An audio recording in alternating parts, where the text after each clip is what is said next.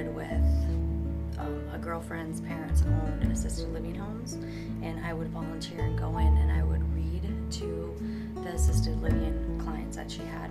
And then my father got ill and with cancer, so I took care of him. I was his main caregiver, and then I was my mother's as well, because then she started with dementia, and so I became her caregiver. And I really wanted to get back into it because I realized out of all my jobs and my careers that I've done, that was the most rewarding for me. I wanted something, you know, that was giving me something as well as I was giving it, you know, to them. So, and that's how I came with FirstLight.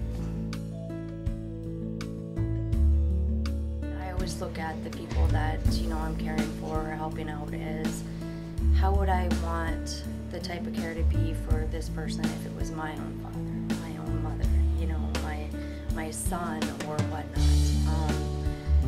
And I just keep going because I enjoy it. You know, it's neat, it's fun. You know, you learn. I think I learn more from them than they learn from me. So I get more out of it, I think, from them. And it just, I don't know, it's enjoyable. The senior assisted living house for my girlfriend's parents, they had a client that the family lived, you know, not in town, they lived farther away, but she wouldn't allow anyone to do her laundry. She was, don't touch my things, don't come in my room. And after reading, and then she would sit and talk with me, she brought me to her room and we sat and talked, and she liked clipping coupons and I helped her, and all of a sudden she started giving me her laundry basket. And so it was, you know, when they started getting difficult clients that would be stubborn, you know, into certain things, they would bring me in to try to, you know, relax them, calm them, and open them up to the idea of allowing them to do more. And my father, he was pretty difficult because what he was going through, and, you know, he was a very proud man, and he was dying of cancer, and he had to shave his head, you know, while he was losing his hair. And so I was like, hey, we'll shave our head together. You can see how lonely my client was. I can tell how lonely he was before, you know, and it's great because I can see he's got so much like childlike qualities. I mean, he plays peekaboo with me, and it's, you know, I mean, it's the neatest thing when he does that, because it's like, it's fun, because then I can let out the inner child in myself. What job can you go to in the morning and smile, and they smile back, and when you leave, you get the hug saying, well, I'll see you tomorrow, and they're just excited to see you. So I think that helps a lot too. That brings in, you know, the excitement of when you get up in the morning, oh, I get to go see him today.